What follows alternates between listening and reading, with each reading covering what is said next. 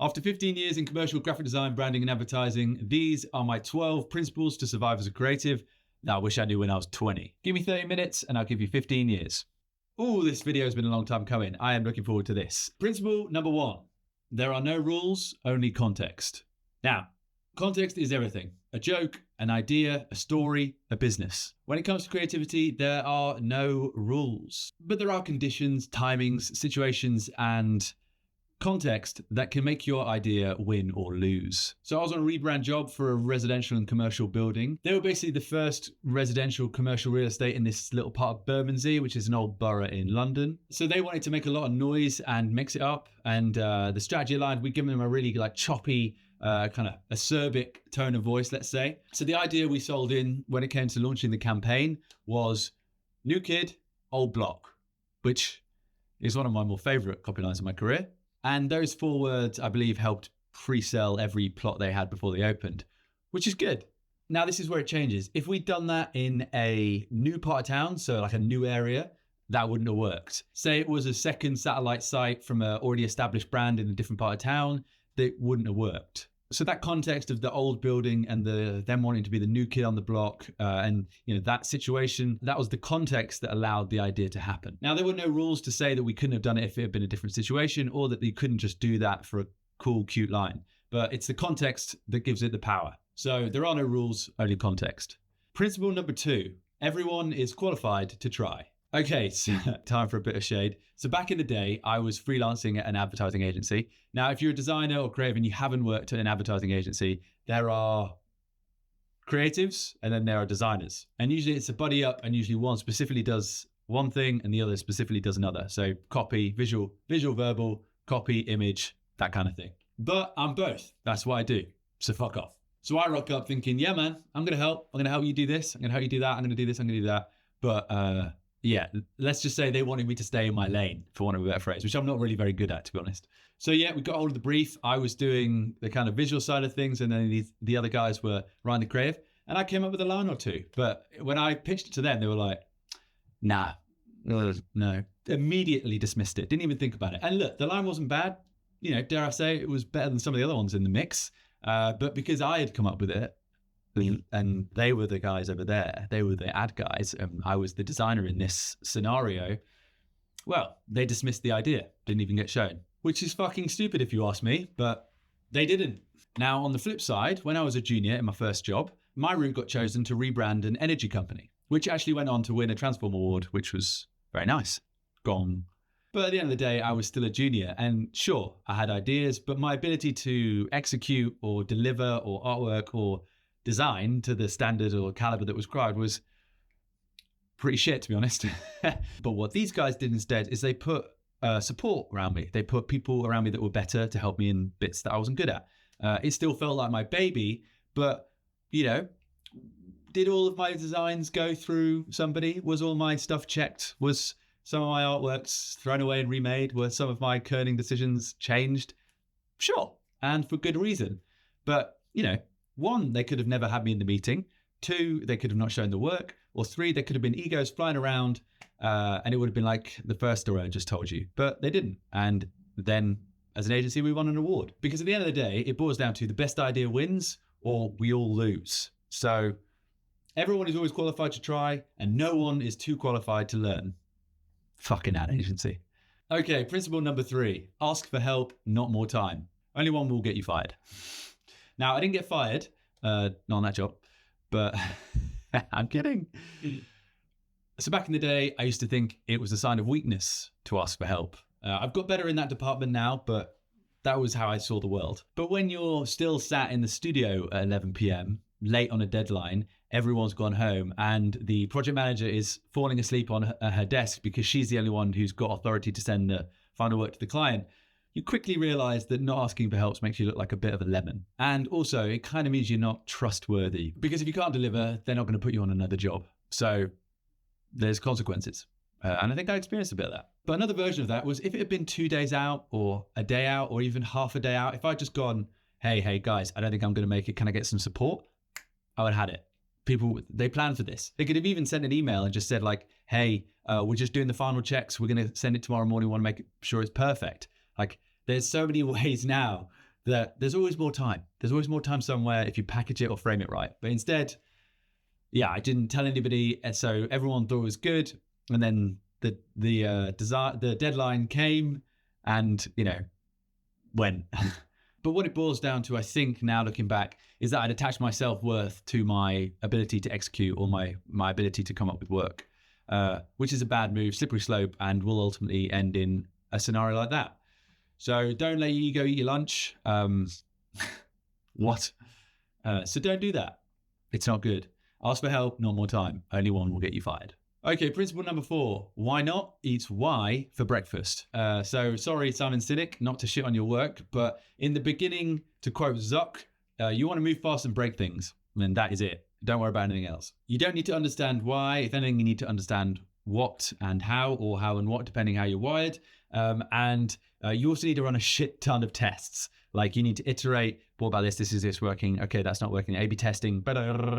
You need to do a lot of that in the early stages, a lot of pivots. And if you're married to an idea, it's just going to slow you down. But if you are anything less than Series B or 5, 6, 7 years into your company, and you are worrying about the golden circles, then you are being sold strategy that you don't need by a consultant that doesn't know what they're doing.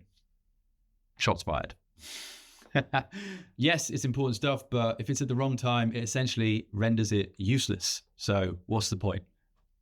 Instead, find your problem, find your people, and then just work on that. And don't worry about purpose, but just worry about keeping your promise. That is it. And to help you do that, forget why and focus on why not.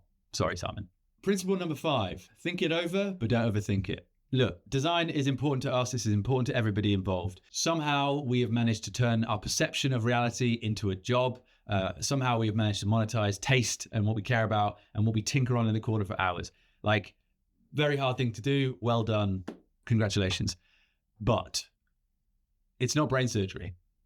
As my first boss always used to say when things got a bit heated, it's only graphic design. And it really is. If you're watching this, you're in the creative industry, and at the end of the day, you are not a brain surgeon. And that should be freeing and should allow you to take some more risks and get things out there. Because the alternative is that paralysis by analysis is real. I felt it. I'm sure if you're watching this video, you probably felt it too. The easiest way to find out if I'm thinking it over or overthinking it is if I'm overthinking it, I'm typically moving away from action towards planning. So instead of preparing or lowering the barrier for action to do stuff, to execute, to start, I'm taking a step back and elongating a runway or looking out further into a horizon. So essentially complicating it and putting more stuff in the way of when I will finally start to do something, which I think is where anxiety lives, to be honest. That seems to be that kind of nexting future thing, because it's easy to just keep going, oh, well, what about this? Oh, I need to do that. Oh, I need to do that. I need to do that. I need to do that. Don't do it. You're overthinking it. I'd actually go as far as to say that it's productivity masked as procrastination, concealing fear. And at the end of the day, you're going to learn more from getting it wrong anyway, unless you're a brain surgeon. Principle number 6, wild does not mean reckless. Okay, so the easiest way I can put this is risk is relevant. So is danger, so is a challenge, so is a brief, so is a job, so is a mission, so is an idea. For example, at Sprint Department, we are building the most efficient brand sprint agency in the category. That's a pretty big thing. That's a pretty scary idea, right? And I just had a baby, which is pretty wild, to be honest, all things considered. But if you were to ask somebody who wasn't me or didn't want to achieve what I'm doing, or hadn't done a similar thing to me, they might tell you that it sounds a bit reckless. And the problem is that might deter you from doing whatever it is you're doing. So as a rule of thumb, I only ask people for advice that have done the thing I want to do or I'm trying to do. That's a pretty good razor as to whether or not you're going to get the kind of advice that's actually relevant, actionable, or helpful, or you're just going to get your mate who's a bit worried for you being a bit anxious and telling you all these fucking scenarios that might not help. Because ultimately, if they haven't done what you're trying to do, then they don't know either. They're just trying to kind of frame speculation as wisdom or experience, but they haven't done it. But because you trust them or because they have a voice in your head, you might listen to them. And it seriously might deter, if not completely like change the course of what you're trying to achieve. And that advice might actually sound more like a criticism And it might feel like instead of being wild and daring, you're being reckless. Okay, so wild does not mean reckless. Remember that. And at the end of the day, fortune favors the fierce, in my opinion. Principle number 7, work out the signal, outwork the noise. Okay, so speaking from experience, it can take you a while to find the right opportunity that you can dominate in. Or you might have to wait for the right conditions for you to be like, I'm going to execute now. When that happens, go all in. Often the timing isn't perfect. Often the numbers maybe don't quite stretch. Often you have to kind of cobble and, smush a lot of stuff together to make it work. But burn the bridges and go for it, in my opinion, which might be bad advice, but here we are. I co-founded Sprint Department because we saw an opportunity in the market for brand sprints. It's happening. We work really fast. We're really efficient. We're really good at what we do.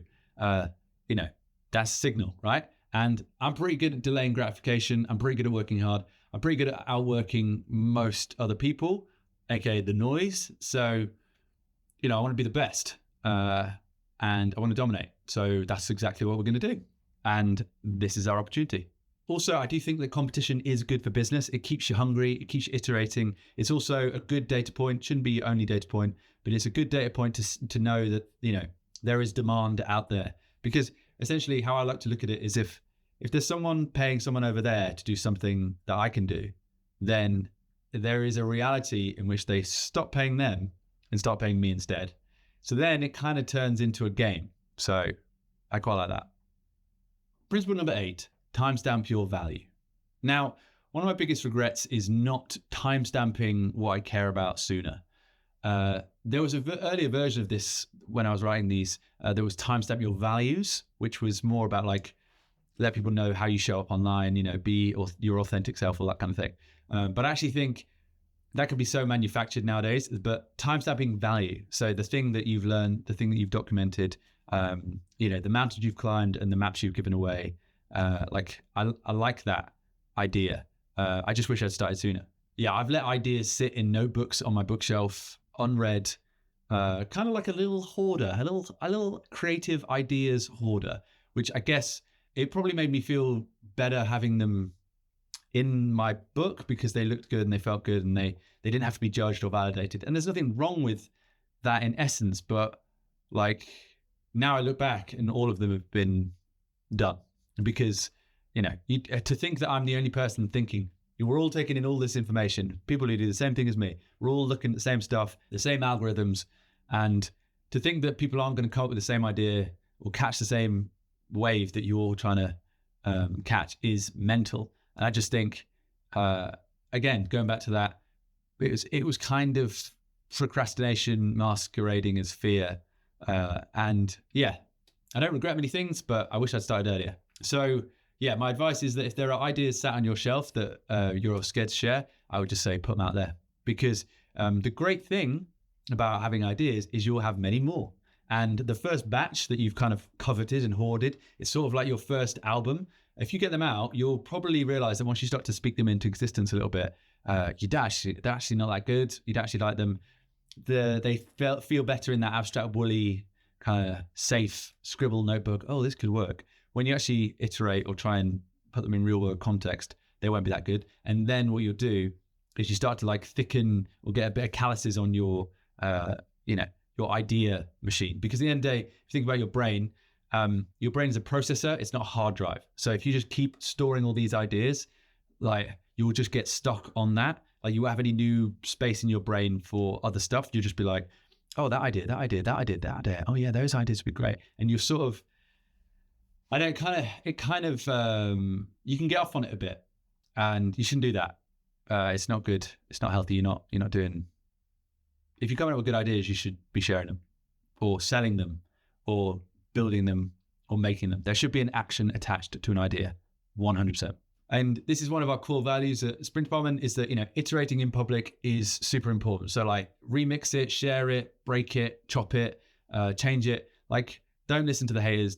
It doesn't matter if it doesn't get loads of flipping likes and reshares and all that kind of stuff. You don't have to go viral, but you'll be able to iterate on the idea, and then you'll free up a load of RAM for a load of good stuff. I cannot stress how good that will feel for your brain. If you're creative or you have some kind of entrepreneurial business mentality, you want to change the world. You want to change some part of the world, some little piece of the world. And the thing is with change is it is downstream from contributing. So if you want to change something, you got to contribute to something. So you can't just change the world by doing nothing. So, and how you contribute is you get over not sharing your ideas. Don't do what I did and just keep them in these, very cute, lovely, hoardy sketchbooks that when people come over, they, and you're a bit pissed at a house party and everyone's like, oh God, that it'll make you feel great, but what a waste is what I say, what a waste. So don't do what I did. Share everything. Now I share everything. I don't even think about it now. If I have an idea, I either tweet it, I either make it into a little GIF, I either make it into a post, I either make it into a piece of content. It doesn't matter. And then it's just like, free. And you don't stop coming up with ideas. And I believe they do just get better and better and better and more. We'll get to that one in a second. Principle number 9, hypocrisy unites us all. Okay, so I have followed a lot of trends. I've had a lot of hobbies. I've believed a lot of mad ideas in my time. And I've also changed my mind a lot. And that's okay.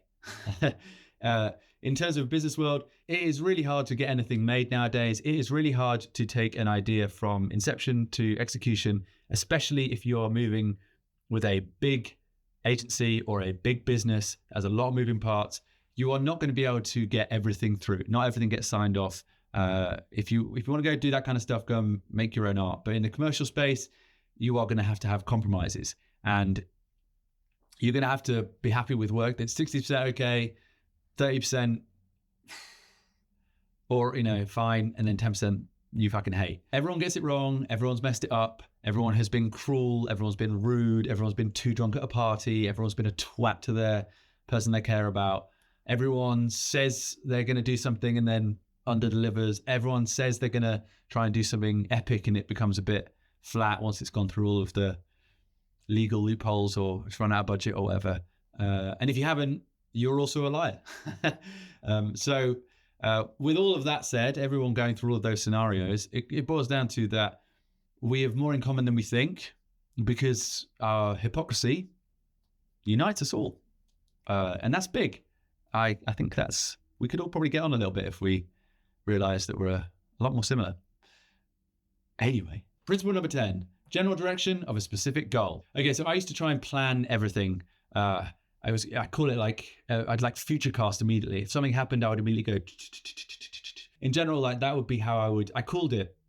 I coined the phrase prepared spontaneity was my way of sort of dealing with it.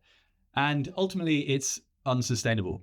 And the reason why is that I would kind of have a specific idea. And if I hadn't kind of mapped out, so, okay, this, then this, and this, and then that, and it's got to be that, and that, and that, and that, and that. And I would, be going, I realize now that's anxiety, but everyone has it. And, it would serve me well.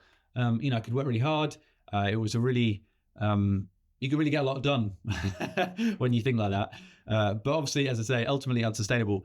But what would have actually kind of helped me better is that if I had a specific goal, then to lower the stakes, like if it was a big mountain to climb, I always think about like if you want to climb a big mountain, you have to get altitude training. You can't just go to the top. Like it'll be hard to breathe. You potentially will die. You're not sure. You don't know how to get down. You don't know how to get up. You don't know how to do anything. You got to climb a few hills. You got to do a few stiff walks. Then you do a few bends in Scotland, and then you maybe slowly get there. You go skiing, and then you eventually get to whatever metaphor or metaphorical version of that would be that.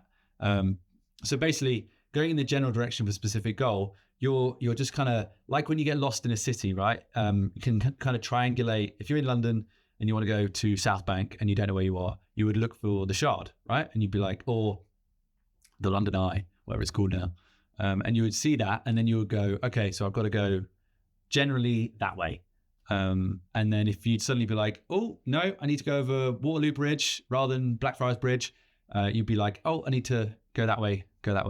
And that would be how you do it. General direction of a specific goal. Now, if you apply that to creativity, if you apply that to answering a brief, if you apply that to your career, if you apply that to building a business, I'm not saying that you can't come up with that perfect end-to-end winning strategy. Maybe it exists out there. I don't know. I certainly haven't come up with it either. But I have definitely slowed myself down by trying to come up with that perfect thing and just like next. I call it like nexting, that next. And there's a lot of future casting, a lot of fake future, and that can be a bit overwhelming and will slow you down. Whereas if you look right in front of me, okay, what can I do to get here? Okay, I can do that. Okay, I can do that. What have I learned? What little test can I run now? Okay, what have I learned? Okay, I need to get over here. Okay, so I could go, what about this? And you just come up with these tiny little chunks, these little experiments that are generally in the direction, because you'll learn more from that anyway. And what will happen is you'll find out that when you get to, say you conduct 8 experiments in the market, when you get to step 8, you'll be like, God, look how far I have, like, you know, like 6 degrees. I'm heading in the direction of Kevin Bacon when I was meant to be heading in the direction of Brad Pitt. Whatever that reference means. But yeah, you can do that very easily because you thought you were going here, but then, you know, you chop and change, and you only do that by kind of doing little steps forward rather than waiting to do that perfect sprint. So yeah, so that's a bit of a whiffly waffly one. I'm still working on that one, but as much as you possibly can, general direction, specific goal, and get ready for that goal to change too. But at least you're aiming for something. Aim for something and then go for it. Principle number 11, irrelevance is inevitable.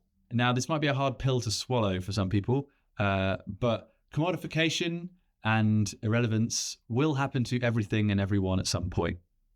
Now, ideas that were once fantastic, once visionary, like VHS and DVD and mini disc players, CD-ROMs, the first BlackBerry, the first iPhone, are all now, you know, obsolete, and we'd laugh at them if we tried to use them today, because that is the nature of progress. That is, as humans, we're obsessed with technology, which is another word for tools. We have been since we became humans, or were classed as humans.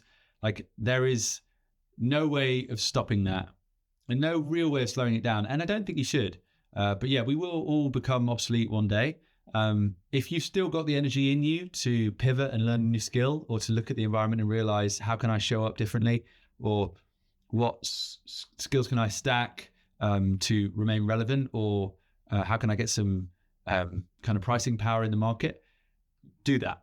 One thing I have noticed is that work becomes play and play becomes work. So if you just like drawing, maybe don't try and be commercial about it. But if you understand the business of ChatGPT and prompting and JSONs and srefs and creating styles on the internet, then you might understand that there's a business in image making, and you might not attach your abilities or your skill sets of drawing. You might be able to see it as a business rather than as a craft, and then you might learn to love that. So, you know, the work becomes play, rather than you being like, I'm a good drawer or I'm a good designer, therefore I'm going to do that. Like, services, the easiest business to start, but it's the hardest to scale. I would focus on trying to create a category or create a space where you can turn up and kind of dominate. Specifically what we're trying to do at Sprint Department, it's the only way really, is to position yourself. You got to get a bit strategic, and you might have to learn a few skills. You might have to let a few job titles or skill sets go. You might have to repackage yourself in the market. Part of business, I'm afraid. And that process might take a while, and it might be a bit rough. But if we know anything about creativity, it doesn't go anywhere. It just gets more creative. Even if there's a little bit of a lull, if you think about like a stock market graph, it might be a bit choppy. We're definitely in a downward trend, but I don't think we're in a dead cat bounce all the way to bottom. So hang in there. Principle number 12. Customize everything. Now, I want to build my own thing. I want to build it with people, sure. I want to co-found it with people, sure. But I want to build something that I'm proud of, a little piece that is because of me. And the way I think about it is, I want to found a dream. I don't want to build somebody else's dream. And there's nothing wrong with doing or building someone else's dream. It's totally fine with that. I just don't want to do it. It's just not my gig. I want to build something. And why the fuck not? And I think for me personally, the easiest way to feel that ownership is to customize everything. It brings you closer to your, stickers on stuff, put stickers on stuff, put stuff on, engrave stuff, draw stuff, rewrite stuff.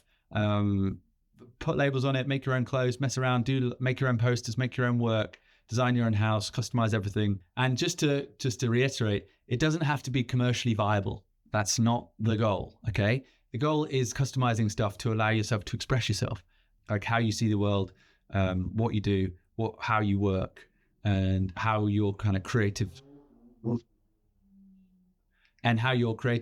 spirit turns up in the market. And that's a good thing. So you learn what you like, what you want, how you like to do stuff. Like, there's no rules, just like mess about. just literally mess about, have a little bit of play. And then what happens is that over time will leak into how you work. Like, I think that is a real great way to do it in your random personal life, whatever. And then in your business life, create your unique process, name everything, have a really interesting taxonomy that is very unique to you. Like, we're definitely doing that at Sprint Department, and it's really helping. You just become so much more, when you name something, it becomes a lot more, it's your baby. You feel like you own it, and then you iterate on it. And eventually you might have looked at the start like something a bit off the shelf or something inspired by a couple of the things that you have been looking at. But then down the line, because you've named it or because you've customized it, you'll iterate it into a completely new thing. And it will take you on a journey, and you'll end up with all of these like unique IPs, and that will be your perception, and that will be what people want to work with. That will be your process. People buy process, and that will be yours. But that will come from customizing stuff, feeling owned by that, feeling owning this, feeling like you've got that, and then out of those stuff that will aggregate together, and then you start building stuff, and then the things you build, you'll own. And I mean, that's exactly what I'm trying to do. Principle number 13. Always overdeliver. People talk.